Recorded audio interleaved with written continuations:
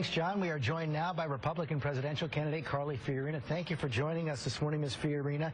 So Hillary getting pretty good reviews for that testimony yesterday, even from some conservatives. John Podhoretz in the New York Post calls it an unmitigated triumph.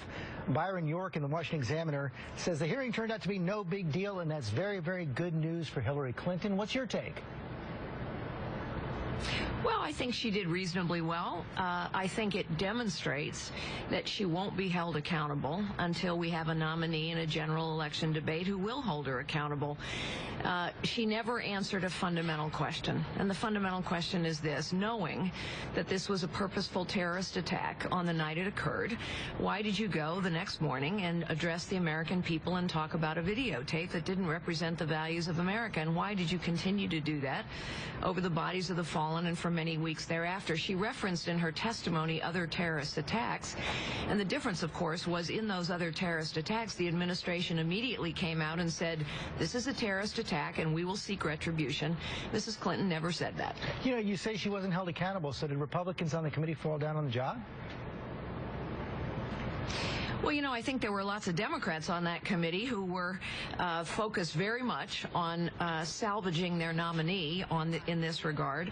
And I have to say, I'm sure that there are Republicans and Democrats politically motivated, but I think Trey Gowdy has done a superb job of being a very careful examiner here. And if you just do a little thought exercise, if the shoe were on the other foot and she had been a Republican Secretary of State, I'm quite sure the Democrats would be holding hearings.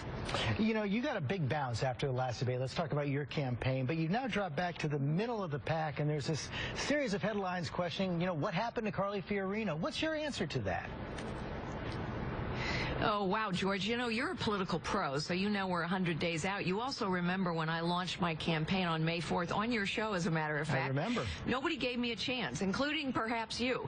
The first August 6th debate, I wasn't on the stage. The second debate, I had to fight my way on the stage. At this third debate, I'm number 4 on the stage, so I'm feeling real good about my momentum, actually. How are you going to get it back? Oh, I've never lost it. I'm in the middle of the pack, someone that no one gave any chance to, frankly. So I'm feeling very good about our ground game, very good about the momentum that we have in key states, and of course we have another debate coming up. I remain the least well-known candidate on the field. 40% of Republican voters still don't know who I am. So I still have a long way to introduce myself to the American people, but what all the polling data shows is that when people see me for the first time, they want to know more about me. And when they see me for the second or the third time, that translates into support, and that's why we have so much momentum. Meantime, Ben Carson is really surging. New Des Moines Register poll out today puts him ahead. Second poll in a row that shows him ahead in Iowa. He and Donald Trump sucking up majority support right now. What does that tell you about what Republican voters are looking for?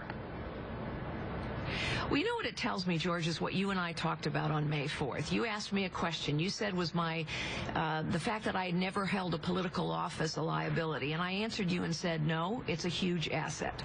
Because the reality is most voters, Democrats and Republicans, are sick of the professional political class. Carly Fiorina, thanks very much for your time this morning. Thanks, George.